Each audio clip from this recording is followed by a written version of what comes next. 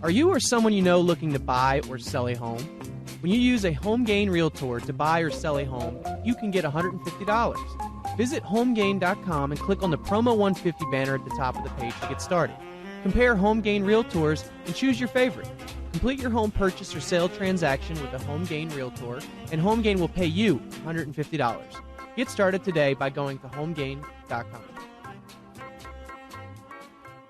Welcome back, guys, to Real Estate 360 Live. I'm your host, Ryan Sloper, joined today by my guest, Louis Cammarosano, the general manager of HomeGain. Quick reminder, Real Estate 360 Live is designed to build the Washington, D.C. Metro's housing and credit markets one house at a time. If you ever have any questions, concerns, or real estate needs, the best number to reach out to us is the off-air number. It's 877-245-2030. That's 877-245-2030. Or via the web at realestate360live.com. That's realestate360live.com. So, interesting that last week, Bank of America decided that they were going to roll out a pilot program, which is basically where their foreclosures, they're going to actually convert their foreclosures into rentals, where they would turn around and rent them back to the people that already defaulted on their mortgage. Now, that sounds like a great plan. Wouldn't you agree, Louis? I'm being sarcastic. That you're owed money, you need to come up with creative ways to get it paid back. Unfortunately, because of the bailouts, the banks don't really have a lot of experience in dealing with these situations. So it's a positive first step, although I'm not sure they can pull it off. Yeah, I really don't either. And to be honest with you, Louis, to me, looking at it, just for face value, I don't know why the current owners, if they got foreclosed on, why they would, want to take great care of that property. Yeah, they're better off doing short sales or foreclosures than getting into the rental business. Exactly. I mean, it's like more of a scheme to give them a human face than anything else. Right, and I think that this could be somewhat of a publicity stunt as well. That's what I mean. Exactly, to give them some kind of look. We're really trying to help out here. The details that I read, it doesn't. You don't get to pick. They pick who they're going to do it with. It's like a pilot program. Right, at random. This kind of goes down the same line as like all Fannie and Freddie wanting to roll, or FHA wanting to roll out something similar. I just don't see that working long term. Although it's not really in the it's not going to be the best situation for the homeowner. I mean, to be honest, everybody needs to start over, and I think. Well, the question is, will the homeowner take it? Because if the rental price is something where they can go and rent somewhere else, then they'll go somewhere else, and then they'll back to the foreclosure situation. Right, I know. The other question is, how do they fix those rents, and what impact will it have on the housing market in that area and the rental market in that area? So whatever Bank of America does, whether they foreclose or allow short sales or rent, they're going to have to take into account their own impact on the market that they're engaging in, either through foreclosure, short sale, or renting. Right, and then what happens when they don't make their rent payment and then trying to get them out? It's tough to get renters out. Well, now you have eviction as opposed to foreclosure. Yeah, I know, and so these type of programs are just kind of funny to me because I don't think that they're gonna work at all. I just don't. But I thought it was interesting to note that they're the first ones to roll it out. I do think that you're going to see some other banks probably follow suit and try to do something similar. I think it would make sense for banks to have had this in place, years and years ago. But I think when you have this level of foreclosures, it's really not going to make much of an impact. In other words, if you had small single-digit foreclosures and you had this program available, and it wasn't really for publicity, it was just for one-offs where it made sense to allow the person to stay there. But to think it's going to solve anything, I'm not sure that's going to happen. No, I don't think so either.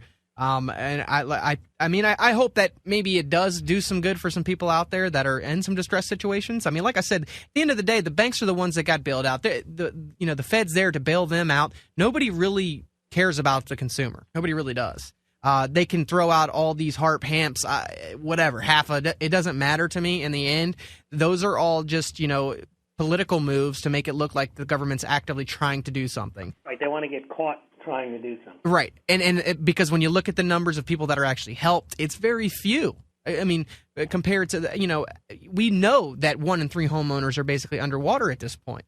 Well, here's how I look at it. When you hear these announcements, either coming from the president or whoever's, initiating this latest program to save the real estate industry, you never get a follow-up press conference about how it's going. Right. Yeah. They just announce another one. Yep. And then they can say, oh, we instituted 8, 9, 10, 15. But then people start to realize that they've done 8, 9, 10, 15 programs, and none of them have worked. Yeah. And you get credit for trying, I suppose, in politics. Right. Well, and the interesting thing is, too, Lewis, is that they come out with these programs and they have to figure out a way to pay for them, right? So look at the Great Depression. It went on, and how many programs did they have during the Great Depression? And Roosevelt gets credit for getting us out of the Great Depression after 13 years. Right. Well, one of the things I believe for the last one of the last HART programs was that they needed to pay for it somehow, and takes me to my next thing, where FHA for the HUD basically backed mortgages by the government. As of April 9th, the insurance premiums on those are going up because they have to have so much cash reserves. And now that, FHA offers pretty much the lowest down payment, around 3.5%, unless you're a veteran, which is 100%. But that upfront mortgage insurance premium right now is at 1%. That program is not worth anything anymore. Right. Well, come April 9th, it's going to 1.75%. Right, that's just for the upfront, the one-time mortgage insurance premium. So now, imagine on a $400,000 loan, that was $4,000 right now, and then all of a sudden it's going to jump up, almost double. Whatever savings you were going to get, they're wiped away by that. Exactly, and then that's the upfront. The monthly mortgage insurance premium is going to be raised from 1.15 to 1.25. Okay, so now they have to come up with another program and a press conference and show what they're doing to fix the housing market. Yeah, so it's like they act like they give you something on one hand and take it away from you on the other. And really, I mean, there's no substitute for the free market. None at all. And the government doesn't get that, nor will they ever. Because they believe that through meddling, planning, they can fix problems and create positive economic environments. Yeah, it's show me an example where they've done that. Yeah, and it's frustrating to me because you can get back to very common sense underwriting practices, the way you go about selecting people that should qualify for loans. If you got back to, making it so that people actually are having to afford their homes. Yeah, but then some people, Ryan, wouldn't be able to afford homes, so we need a program for those. Yeah, and see, I'm a firm, I don't believe in that at all. I really believe that it is critical for people to not get in above their head. And the government has been basically very forceful at trying to make everybody get into a home. And it's just not what it should be. I mean, home ownership is important, I think. I mean, I think that there's tons and tons of benefits that come from owning a home, but it's a big financial responsibility. And, you need to understand the way this works. And your other option is just to rent. Well, our rents are rising through the roof. I think they're going to continue to rise through the roof. So it does make sense at this point. If you have the financial capacity, ability, if you're employed, that you try to take advantage of this right now with these low interest rates. It is important. I can't stress enough. I mean, like I said, if I had the ability, I would be out there buying 20, 30, 40, 50 houses right now to be able to lock them in at these low interest rates. And I would too. I'd be buying 100, 200, 300. Right? Exactly. And the problem is that there's not, I'm a self-employed individual. So for the most part, I can't, the amount of money and the way they scrutinize tax returns these days, you're not going to be able to get a tons of investment loans. And a lot of time they cap you out at 5 to 10. So, it does take some expertise. It's not the same as putting money in the bank. I mean, you do have to know and figure out your finances, your cash flow. You have to get renters. You have to manage the property. So when I say that, I kind of say it facetiously. I do believe for somebody who knows what they're doing, not myself, they can make good money and also help the economy by getting these loans and doing what needs to be done to get them fixed up and put renters in them. Yeah, absolutely. And there's a lot of that going on. I mean, still a large percentage of the transactions that are going on right now are cash transactions. So, a lot of people are taking their money out of their stock portfolios or wherever it may be in the bank that's not making any money and buying real estate. Unfortunately, with all this, it does require a certain level of expertise. There are certain people, and you do need the average person saving money. You really can't expect them to be real estate investors or really to even understand the stock market, to be doing stock picks.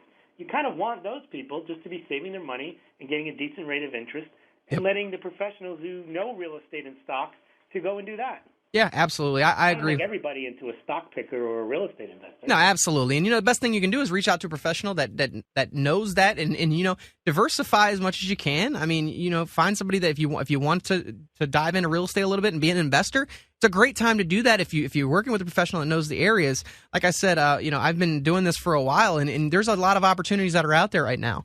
It's just knowing where they're at and you just not jumping at the first thing that comes your way either. It has to make sense. And I think that's the big problem was back when everybody just did it just because the next person was doing it. Well, that's the definition of a bubble. Everyone's chasing the same asset. More people are chasing the asset than deserve to chase. And now we got the same thing going on with the stock market.